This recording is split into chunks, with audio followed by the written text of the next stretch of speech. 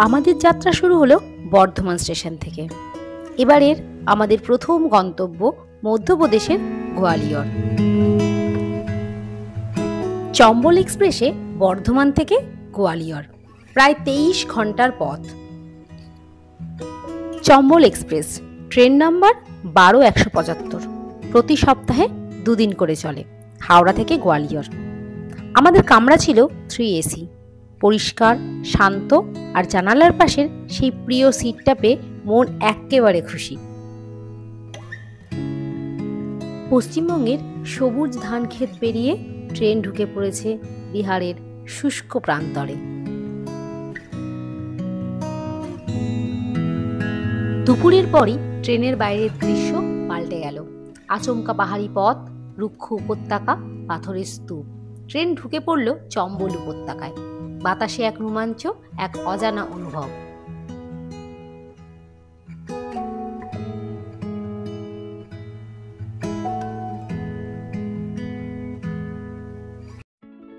Good evening Gwalior.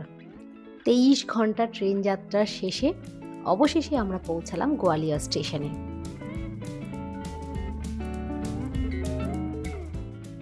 Station থেকে সরাসরি চলে এলাম IRCTC রিটায়ারিং রুমে। এখানেই আমাদের গোয়ালিয়রের স্টে বুক করা আছে। আশেপাশটা একদম পরিষ্কার পরিচ্ছন্ন, বেশ ভালো লাগছে এখানে এসে।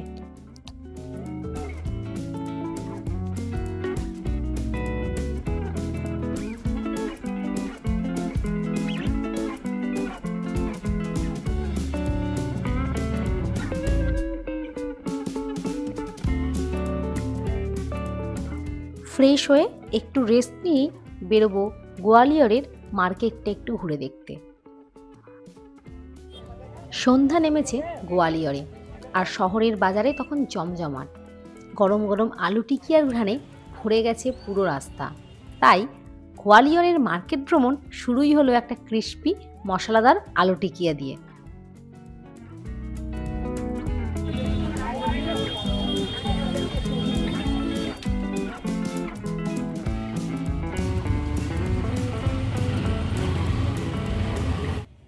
সুপ্রভাত গোয়ালিয়র থেকে। গোয়ালিয়র যেটা রাজাদের শহর, তার সঙ্গে সঙ্গে সঙ্গীত ও সাহিত্যের শিল্পকলার শহর। তো আজকে আমরা ঘুরে দেখব গোয়ালিয়র শহর, তার সাথে জড়িয়ে থাকা ইতিহাস। ব্যাগে ক্যামেরা, পকেটে একটা মানচিত্র, আর ইচ্ছা যে নতুন কিছু হয়তো শিখবো, নতুন কিছু হয়তো জানবো। চলুন ঘুরে দেখা যায় গোয়ালিয়র শহর।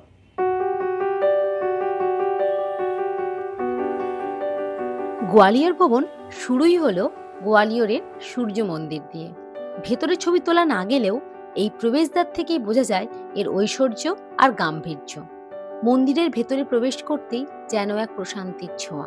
নিস্তব্ধ বাতাসে পাখিদের ডাক, ময়ূরের নাচ আর কাঠবিড়ালির খেলা, সব মিলিয়ে এক শান্ত স্বর্গীয় পরিবেশ। সূর্য মন্দিরের শান্তময় পরিবেশ থেকে বেরিয়ে আমরা রওনা দিলাম তানসেনের মাকবারার দিকে। পথে হঠাৎই চোখ পড়ল খাটুশ্যামজির মন্দির।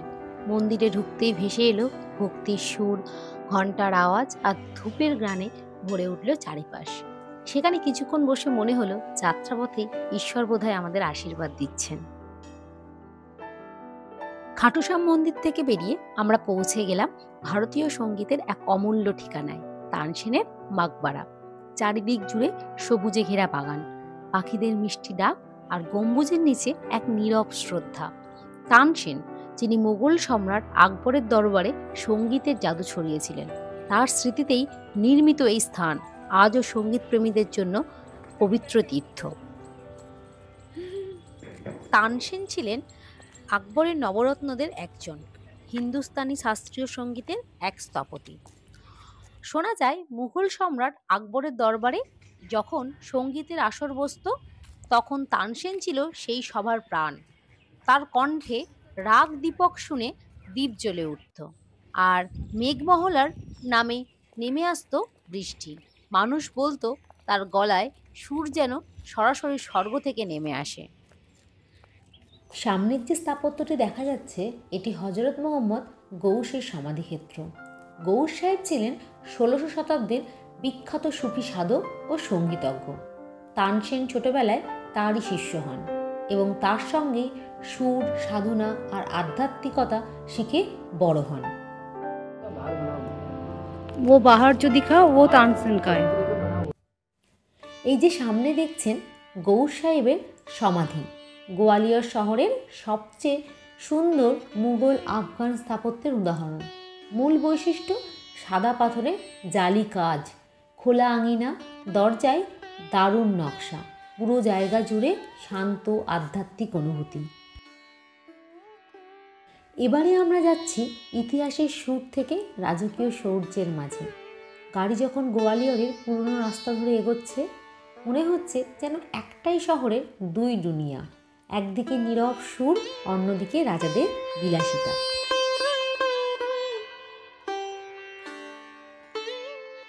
প্রবেশ গেট পার করেই দেখি বিশাল সবুজ লন, সাদা রঙের ঐতিহাসিক স্থাপত্য, চারপাশের নিস্তব্ধতার মাঝে রাজকীয় ভাব যেন চোখে মুখে লেগে আছে। এটি 1874 সালে জর্জিয়া রাজবংশের মহারাজা জয়াজিরাও শিন্ডে নির্মাণ করেন। এই কারণেই এর নাম জয় বিলাস প্যালেস। ভিতরে ঢুকেই প্রথম যে জিনিসটা আমাকে সবচেয়ে বেশি মুগ্ধ করলো তা হলো এখানকার বিশাল ভিন্টেজ সংগ্রহ। রাজপরিবারে ব্যবহৃত গাড়ি, তরোয়াল, বন্দুক, রাজকীয় আসবাব সব কিছু যেন এক একটা গল্প বলে। প্যালেসের দরবার হল দেখার মতো। এখানে রয়েছে বিশ্বের সবচেয়ে ভারী ঝাড়বাতি। শোনা যায় এগুলোর ওজন পরীক্ষা করতে নাকি হাতির সাহায্য নেওয়া হয়েছিল। সোনালি রঙের দেওয়াল, ঝকমকে মেঝে, রাজকীয় সিংহাসন সব মিলিয়ে মিশিয়ে একেবারে সিনেমার সেট বললে ভুল হয়। প্যালেসের একটা বড় অংশ এখন মিউজিয়াম, যেখানে রাজপরিবারের জীবনযাত্রা তুলে ধরা হয়েছে। পুরনো ফটোগ্রাফ, পোশাক, রাজকীয় চিঠিপত্র, এমনকি ইউরোপ থেকে আনা বিশেষ আসবাব সবই দেখতে পাবেন এই প্যালেসে।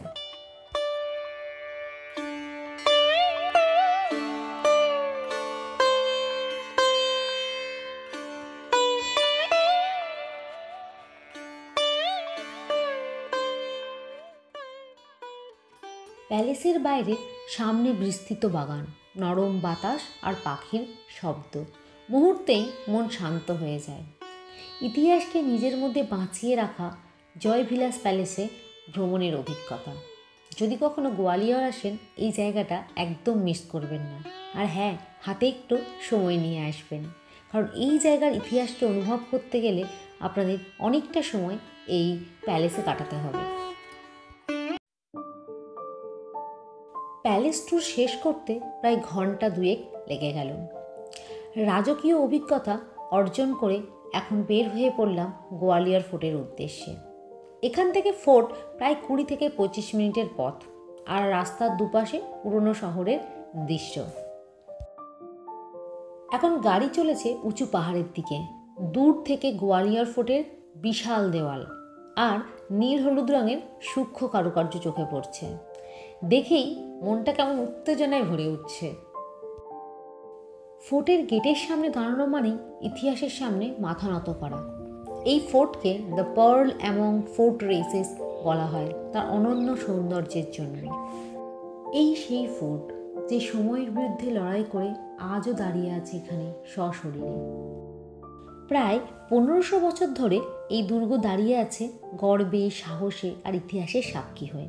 কেউ বলেন এটা ভারতবর্ষের সবচেয়ে দুর্ভেদ্য দুর্গগুলির মধ্যে একটি, আর কেউ বলেন এই দুর্গ যে দখল করে সে পুরো গোয়ালিয়র জয় করে।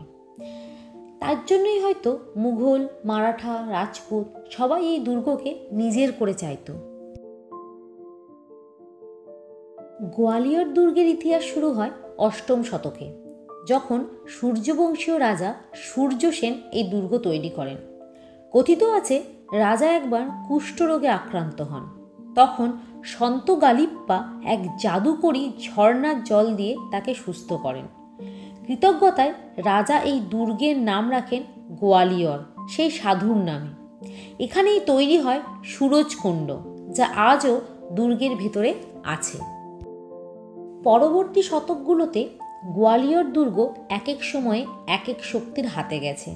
রাজপুতরা অনেক দিন শাসন করেছে। পরে দিল্লির সুলতান আলাউদ্দিন খিলজি একে আক্রমণ করেন।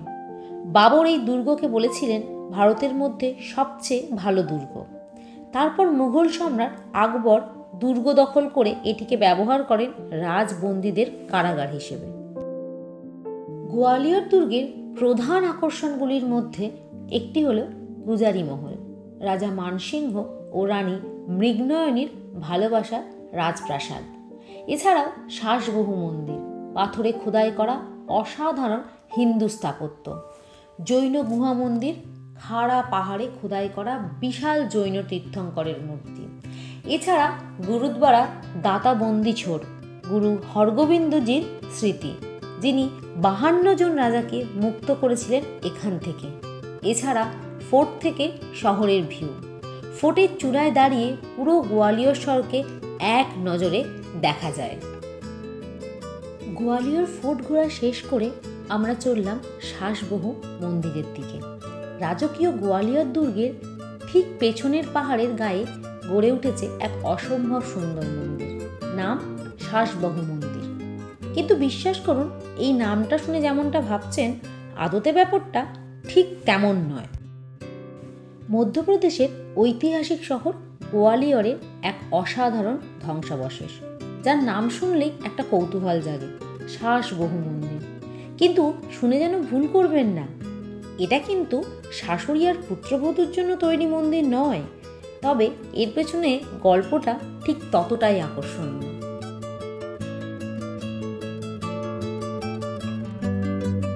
প্রায় 1100 সালের দিকে কচ্ছপ রাজবংশের রাজা মহিপাল এই মন্দির দুটি তৈরি করেন।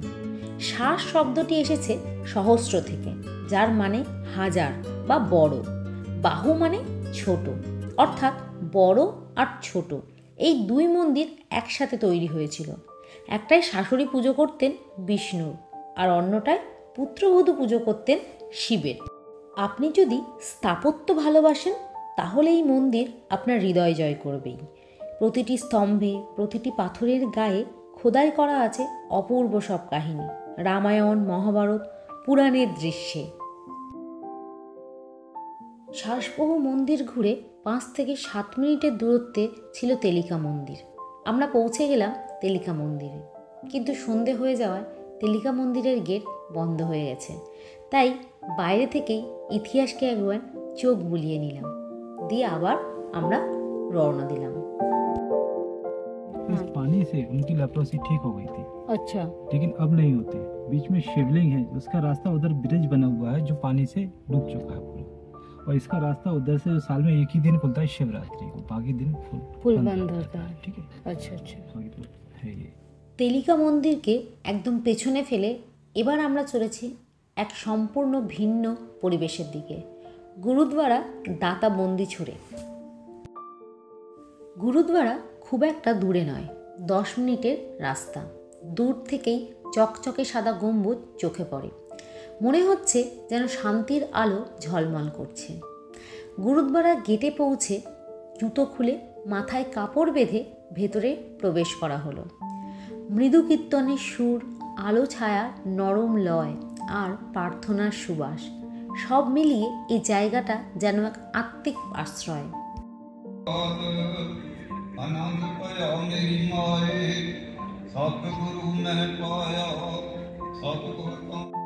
গুরুদ্বারার দরজা পেরিয়ে বাইরে বেরোতেই মনটা যেন আরো হালকা লাগছে।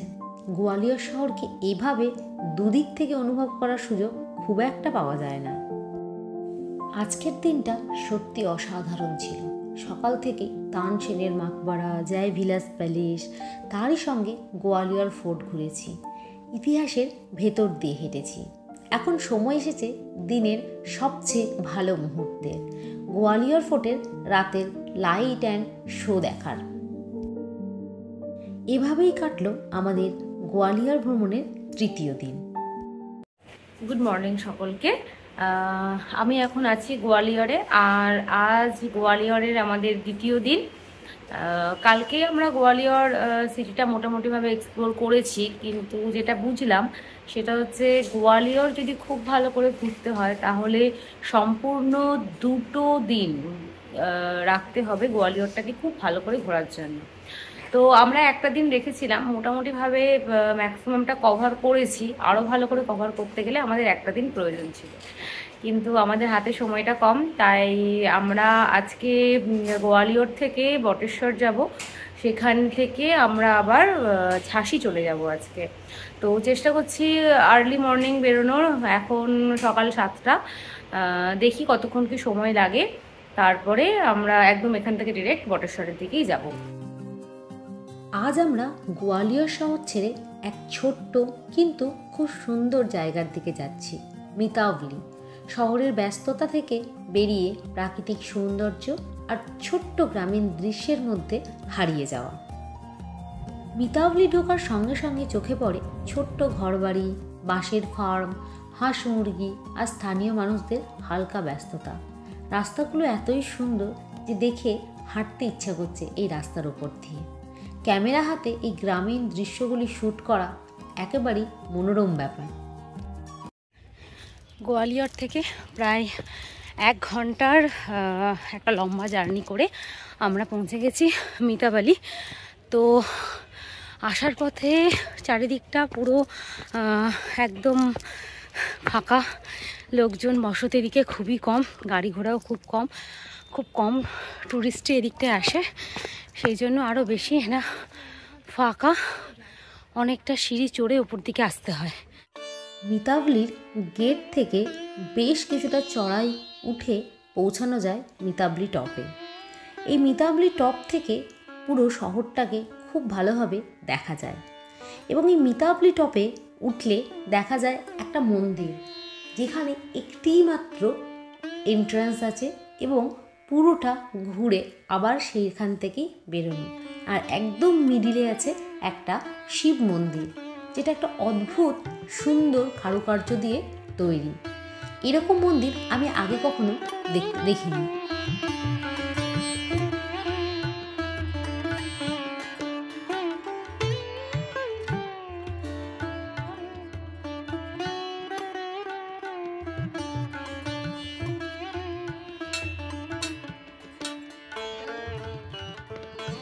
মিতাভলি থেকে বেরিয়ে গাড়ি জার্নি করে আমরা পৌঁছে গেলাম ঐতিহাসিক নিদর্শনের এক স্থান পারাবলিতে। এই জায়গাটিও আর্কিওলজিক্যাল সার্ভে অফ ইন্ডিয়া দ্বারা রক্ষণাবেক্ষণ করা হয়। এক গ্রাম্য পরিবেশের মধ্যে এই স্থাপত্য, এর পেছনে লুকিয়ে আছে এক ঐতিহাসিক গল্প।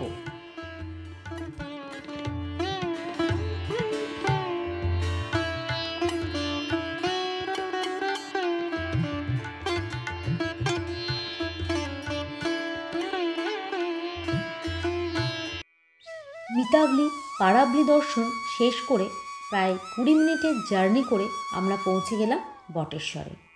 বটেশ্বর পৌঁছে প্রথমেই চোখে পড়ল শতাধিক ছোট ছোট মন্দির, যেগুলো দাঁড়িয়ে আছে প্রকৃতির মাঝে, অনেকটা যেন ইতিহাস আর জঙ্গলের মাঝে লুকিয়ে থাকা এক মন্দির নগরী।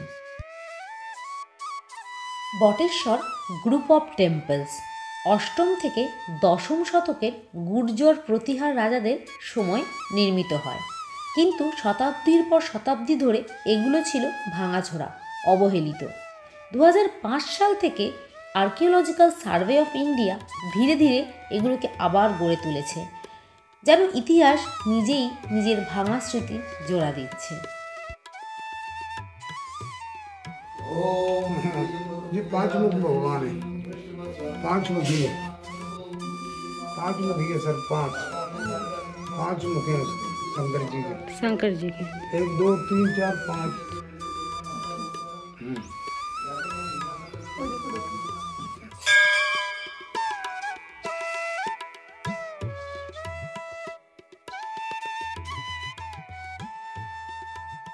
এখানে চুপচাপ দাঁড়িয়ে থাকলে মনে হয় এই গাছের পাতার মাঝে পাথরের ফাটলে ইতিহাস আজও বেঁচে আছে।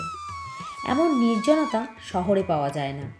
বটেশ্বর শুধু চোখের জন্য নয়, মনের জন্য একটা আশ্চর্য শহর। গোয়ালিয়র এলে একবার অন্তত এখানে আসতেই হবে, কারণ কিছু সৌন্দর্য থাকে ভাঙাচোরা ইতিহাসের মাঝেই। চলে আসুন ইতিহাস আপনার অপেক্ষায় আছে। বটেশ্বরের প্রাচীন মন্দির নগরী পেছনে ফেলে এবার রওনা দিলাম ঝাঁসির পথে। পথটা খুব একটা লম্বা নয়, প্রায় 80 থেকে 90 কিলোমিটার। সময় লাগে 2 থেকে 3 ঘন্টার মতো। চলুন দেখা হচ্ছে ঝাঁসি শহরে গিয়ে।